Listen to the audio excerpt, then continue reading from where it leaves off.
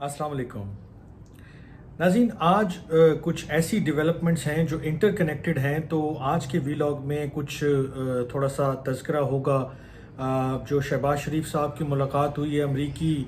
सफ़ीर जो हैं Donald Bloom साहब, उनके साथ जो मुलाकात हुई है उसमें क्या बातचीत हुई है और क्या पैगाम जो है अमेरिका की जानिब से दिया गया है पाकिस्तान की जो नई गवर्नमेंट है उसको।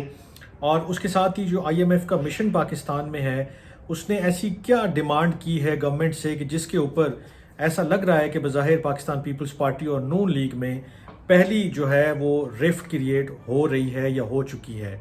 ये तीन चार चीज़ें यानी IMF का मिशन और US एम्बेसडर की जो मुलाकात है शहबाज शरीफ साहब से, और जो डोनाल्ड लू हैं, एक कैरेक्टर आपको याद होगा कि ये US के असिस्टेंट सेक्रेटरी हैं स्टेट डिपार्टमेंट के, और इनका नाम इसलिए भी आपको याद होगा कि इमरान खान साहब ने बारहा इनका नाम दोहराया और इनको जो साइफ़र कंट्रोवर्सी थी और साइफ़र का जो मामला था उसके अंदर काफ़ी जो है वो रगड़ा दिया था, और बारहा इनका नाम लेकर उन्होंने कहा कि इन्होंने धमकी दी और इनकी वजह से जो है मामलात इस तरफ चल पड़े कि उनकी हुकूमत भी जो है वो 2022 में ख़त्म हो गई थी। तो आज जो इसका जो पस मंज़र था वो तो मैंने आपके सामने रखा, लेकिन एक दो जुमले और आपके साथ शेयर करना ज़रूरी है कि पूरी बात समझ में आ जाए। IMF का जो मिशन है पाकिस्तान में वो 1.1 अरब डॉलर की एक कर्जे की जो किस्त है उसके लिए यहाँ आया है, और वो देख रहा है कि क्या पाकिस्तान ने अपने जो तमाम कमिटमेंट्स थी वो पूरी की हैं या नहीं की हैं। उनके सामने रख दिया है मामला कि हमने तमाम जो शराइत थी IMF की वो पूरी करती हैं, और इस बात के काफ़ी इम्कानात हैं कि वो 1.1 अरब डॉलर की जो किस्त है कर्जे की वो मिल जाएगी। लेकिन इसके साथ ही एक नए प्रोग्राम की भी जाहिर सी बात है बातचीत शुरू होने जा रही है पाकिस्तान की और IMF की, क्योंकि इस वक्त जो माली मुश्किलात हैं और जो हालात हैं उसके मुताबिक पाकिस्तान को एक नए IMF प्रोग्राम में जाने की ज़रूरत है। लेकिन जैसे ये मामला जो है वो शुरू हो रहा है तो साथ ही IMF ने एक अनयूजुअल सी डिमांड की है, और उन्होंने ये कहा है पाकिस्तान की गवर्नमेंट से कि जो NFC अवार्ड है कि जो विफाक का और सूबों का शेयर होता है रेवेन्यूज़ का, और जो उनके दरमियान एक फार्मूला तय पाया था जिसके तहत जो है वो 57.5% जो है वो सूबों को जाता है और बाकी शेयर जो है वो विफाक अपने पास रखता है। तो उन्होंने ये डिमांड की है कि इस फार्मूले को रीविज़िट किया जाए।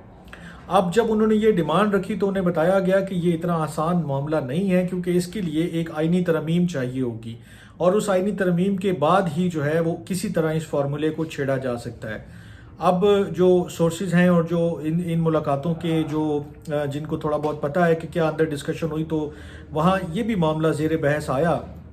कि चूंकि पाकिस्तान मुस्लिम लीग नून की जो कोलिशन गवर्नमेंट है उनका अब जो नंबर है वो इस पोजीशन में है, यानी कि उनकी जो तादाद है ऐवान में नेशनल असम्बली में कि वो आईनी तरमीम कर सकते हैं। तो इसके ऊपर फिर जो है IMF को बताया गया कि आईनी तरमीम बेशक हम करने की पोजीशन में है, बज़ाहिर हमारे पास वो नंबर मौजूद है, लेकिन मसला ये है कि जो पाकिस्तान पीपल्स पार्टी है या दीगर जमातें हैं, खासकर पाकिस्तान पीपल्स पार्टी और पाकिस्तान तहरीक इंसाफ के उनकी गवर्नमेंट जो है वो पेशावर जो KP खैबर पख्तूनख्वा में जो है उनकी गवर्नमेंट है, तो इन सब को ऑन बोर्ड लेना, इन सब को राज़ी करना कि हम इस फार्मूले को छेड़छाड़ कर रहे हैं, इसमें जो विफाक का हिस्सा है वो बढ़ा देते हैं, सूबों का शेयर कम कर देते हैं, तो ये बड़ा ही इम्पॉसिबल सा एक टास्क है कि जो अचीव हो सके। इस पस मंज़र के साथ ही आप ये भी जहन में रख लें कि अब जो है इसके ऊपर जो है पाकिस्तान पीपल्स पार्टी ने ऑफिशियल रिएक्शन भी दे दिया एज़ एक्सपेक्टेड, कि जो हुकूमत ने IMF को बताया कि ये हमारे मामलात हैं और ये मुश्किलात हैं, तो उसके ऊपर जो है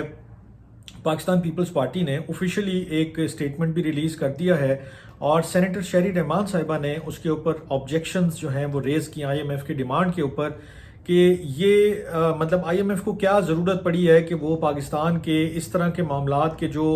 प्रोविंशियल शेयर है उसके ऊपर इंक्रोचमेंट की जो है वो बात करे। पहले ही जो है वो विफाक की तरफ ज़्यादा जो है वो सूबों का हिस्सा रहता है, उनके वाजिबात बनते हैं, लेकिन बजाय इसके कि वो अदा किए जाएं, उल्टा IMF जो है वो इस बात की वकालत कर रहा है कि जो सूबों का शेयर है उसको मज़ीद कम किया जाए। उन्होंने और भी नंबर्स शेयर किए कि जो सूबों का जो टारगेट था वो 0.3% से 1% पे GDP के गया है, बजाय इसके कि वो कम होता या ऊपर नीचे होता, जबकि विफाक का जो नंबर है वो GDP के तकरीबन 9% के बराबर रहा है थ्रू आउट जब से ये मामला चल रहा है NFC का। تو بجائے اس کے کہ وفاق جو ہے وہ زیادہ جو ہے وہ فراوانی سے صوبوں کو ان کے ریسورسز فراہم کرے، الٹا یہ ڈیمانڈ کرنا کہ صوبے جو ہیں وہ اپنے شیئر میں سے مزید کٹ لگائیں اور وفاق کو واپس کریں، یہ تھوڑا سا ان یوزول ہے ایک آئی ایم ایف جیسے ادارے کے لیے کہ جس کا کام صرف یہ ہے، جس کا مینڈیٹ صرف یہ ہے کہ وہ معاشی معاملات کے حوالے سے کسی بھی ملک کو لون دیتا ہے اور اس کے سامنے چند ایسے جو ہے وہ ان کی شرائط ہوتی ہیں وہ رکھتا ہے کہ جن کے اوپر عمل درآمد کروانا وہ ضروری سمجھتا ہے۔ کئی دفعہ اس میں بڑی ان یوزول چیزیں بھی آ جاتی ہیں، اور یہ میرے خیال میں جو این ایف سی ایوارڈ میں تبدیلی کا معاملہ ہے یہ بھی انہی میں سے ایک معاملہ ہے۔ اب آ جاتے ہیں اپنے تیسرے جو امپورٹنٹ ایشو تھا آج کا، وہ تھا پرائم منسٹر شہباز شریف کی جو امریکی سفیر ہیں ڈونلڈ بلوم پاکستان میں، ان کے ساتھ ملاقات ہوئی، اور اس ملاقات میں بھی آئی ایم ایف کا ذکر ہوا، اور اس ملاقات میں چند اور چیزوں کا بھی ذکر ہوا۔ آئی ایم ایف کے حوالے سے انہوں نے اشور کیا ہے کہ وہ پاکستان کو جو اس کے آن گوئنگ جو اکنامک ریفارمز ہیں وہ تھرو آئی ایم ایف جو ہے اس کو سپورٹ کرتا رہے گا۔ ایک تو یہ اس میں چیز واضح طور پہ لکھی ہوئی ہے، لیکن ساتھ ہی جو اس میں جو براڈر میسج ہے اس کا کانٹیکس کچھ اس طرح سے ہے کہ جو ڈونلڈ لو صاحب تھے جو سیکرٹری آف اسٹیٹ ہیں امریکہ کے، وہ آئندہ چند دنوں میں کانگریس کے ایک پینل کے سامنے جو ہے وہ ٹیسٹیفائی کریں گے، یعنی اپنی گواہی ریکارڈ کروائیں گے، اور وہ گواہی ہوگی پاکستان کے جو جنرل الیکشن ابھی ہوئے ہیں اس کی فیئرنیس کے حوالے سے، کہ پاکستان میں جو وہ کتنے شفاف اور کتنے صحیح الیکشن ہوئے۔ چونکہ وہ اس ساؤتھ ایشیا کے ریجن کو دیکھتے ہیں ڈونلڈ لو صاحب، تو جو امریکی کانگریس کا پینل ہے وہ ان سے اس حوالے سے انفارمیشن لے گا، بات چیت کرے گا۔ لیکن اس بات کا قوی امکان ہے کہ ڈونلڈ لو صاحب جب ادھر بطور گواہ جائیں گے، اور وہ صرف ایک ہی گواہ ہیں اس تمام پروسیڈنگ کے، تو ان سے ہو سکتا ہے کہ یہ سوال بھی کیا جائے کہ جناب وہ جو کنٹروورسی تھی جس کے بدولت سائفر والا معاملہ آیا اور آپ کے اوپر ایلیگیشن آئے، اور جو سابق وزیر اعظم ہیں جو جیل میں ہیں ابھی عمران خان صاحب، انہوں نے اتنی ساری بات چیت کی، تو آپ کا اس کے اوپر کیا موقف ہے؟ تو ہو سکتا ہے کہ آفیشلی اس چیز کو ڈسکریڈٹ کر دیا جائے، اور اس کے اوپر امریکہ کی طرف سے تھرو ڈونلڈ لو ایک ایسا بیان سامنے آ جائے، ایک ایسا سٹیٹمنٹ سامنے آ جائے کہ جس سے یہ جو کنٹروورسی ہے جس کو پاکستان تحریک انصاف اور عمران خان صاحب اب تک جو ہے وہ لے کر چل رہے ہیں،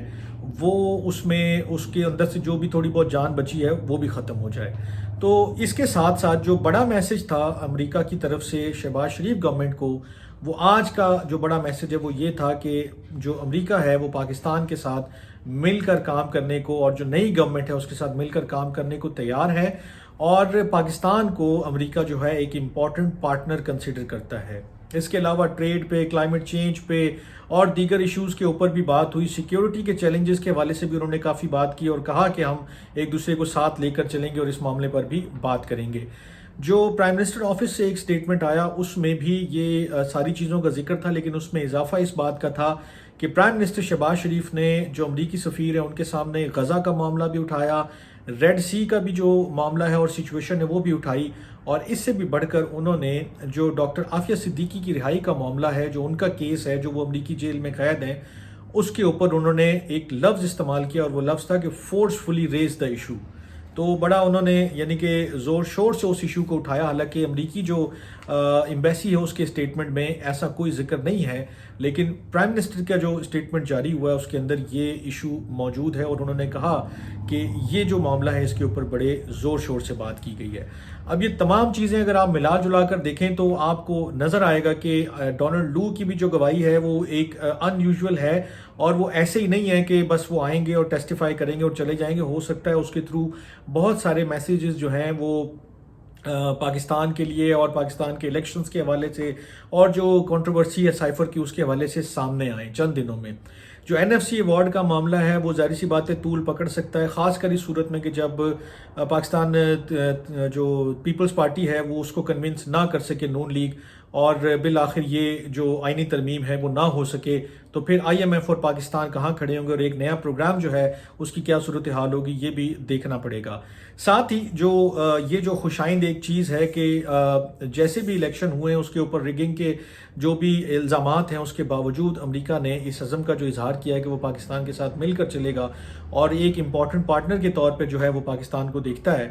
یہ ایک پازیٹیو جو ہے وہ سائن ہے آج کی جو تمام ڈسکشن ہے اور آج کے جو تمام ملاقاتیں اور معاملات ہیں۔ دیکھتے ہیں آئندہ دنوں میں یہ صورتحال کس طرف کو جاتی ہے. اپنا بہت خیال رکھیے گا. اللہ نے کے بعد.